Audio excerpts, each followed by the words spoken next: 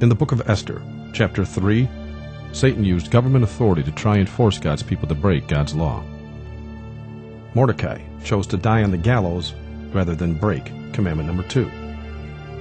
In Daniel chapter 3, Satan again used government authority to try and force God's people to break God's law. Shadrach, Meshach, and Abednego chose death in a fiery furnace than to break commandment number 2. Again, in Daniel chapter 6, he used government authority to try and force God's people to break God's law. Daniel chose death in a den of lions rather than break commandment number 1. In all 3 cases, God protected his faithful and delivered them from certain death. Mordecai was honored and became next unto the king, and his enemy was hanged on the gallows in his place. While in the fiery furnace heated 7 times hotter to kill them, Shadrach, Meshach, and Abednego were joined by the Son of God, and the fire caused them no harm. However, the men that threw them into the fire were killed by the flames. The hungry lions in the den were prevented from harming Daniel as well. On the other hand, the men that tried to force Daniel to sin were thrown into the den with their families to be consumed by the lions. In New Testament times, Roman law demanded worship of Roman rulers. Acts chapter 12, verses 21 to 22 says, "And upon a set day, Herod, arrayed in royal apparel, sat upon his throne, and made an oration unto them. And the people gave a shout, saying, It is the voice of a God, and not of a man." History records countless scores of Christians died in the Colosseums, refusing to break commandment number 1. Then later, pagan Rome became papal Rome. It has been recorded by history that superior papal authority and dominion is derived from the law of the Caesars. Vatican law demanded the worship of the popes as well as the Eucharist. To believe that our Lord God the Pope has not the power to decree as he has decreed is to be deemed heretical. If anyone says that in the Holy Sacrament of the Eucharist, Christ, the only begotten Son of God, is not to be adored with the worship of latria, also outwardly manifested, and is consequently neither to be venerated with custom of the Holy Church, or is not to be set publicly before the people to be adored, and the adorers thereof are idolaters, let him be anathema. For refusing to break commandment number 1, history records over 500 million Christians were killed by the Vatican between the years 538 AD to 1798 AD. It has been recorded that the Church of Rome has shed more innocent blood than any other institution that has ever existed among mankind will be questioned by no Protestant who has a competent knowledge of history. It is impossible to form a complete conception of the multitude of her victims, and it is quite certain that no powers of imagination can adequately realize their sufferings. Out of inherited fear of the bloody past, most denominations today teach the law is no longer needed. Why does the devil persist in trying to get people to break God's law?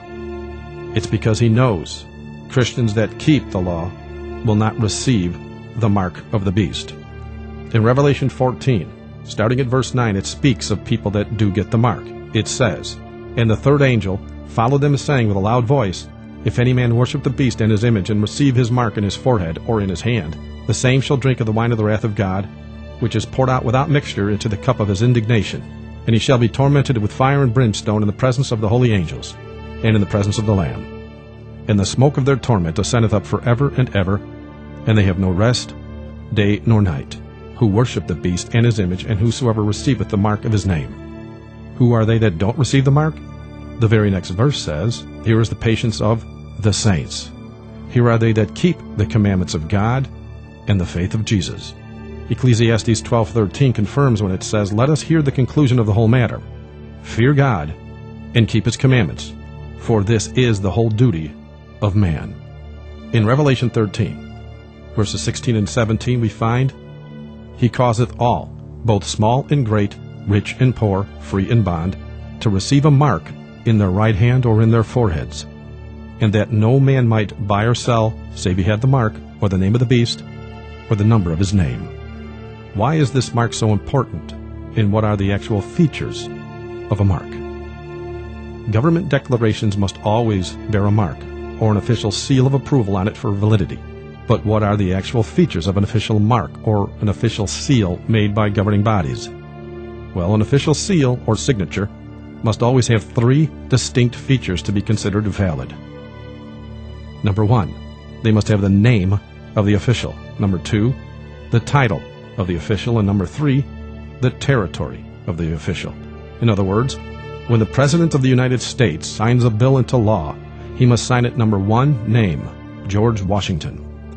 Number 2, title, President. Number 3, territory of the United States of America.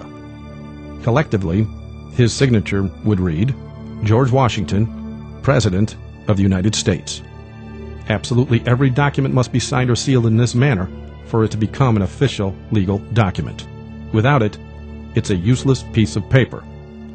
The Lord, thy God, has a kingdom, as well as a legal document containing his law for that kingdom. The Lord's legal document is, of course, his law, the 10 Commandments. Looking directly into the midst of these 10 Commandments, you will find the seal of the living God. Within the 4th commandment we find the words, For in 6 days the Lord made heaven and earth. In that passage, we see all the necessary features of an official seal. Without these 3 features, the law would be nothing more than words etched on stone. Again, an official seal or signature must always have 3 distinct features to be considered valid. Number 1, his name, the Lord. For it says in Isaiah 42 verse 8, I am the Lord, that is my name. His title, Creator, because it said in that verse, the Lord made heaven and earth. And number 3, his territory, heaven and earth, because that is what he made. Collectively, his signature reads, the Lord, Creator of heaven and earth. The seal of the Creator God is found in the 7th commandment of that same Creator God. It is an acknowledgement of his authority as the Creator, as well as the author of that law written in stone. When we keep his 7th commandment, we are expressing that we recognize, remember, and worship him as our Creator. Psalm 77:11 says, I will remember the works of the Lord. Surely I will remember thy wonders of old. So, how is the mark of the beast, or the seal of God, administered? As was discovered in the previous video, the Vatican has control over all the necessary governments with global powers to allow them the ability to do as they wish. The national ID cards that are slated to start arriving in the United States of America as early as May of 2008 will be a mainstay in the system of control. The ID cards will contain everything about you as an individual.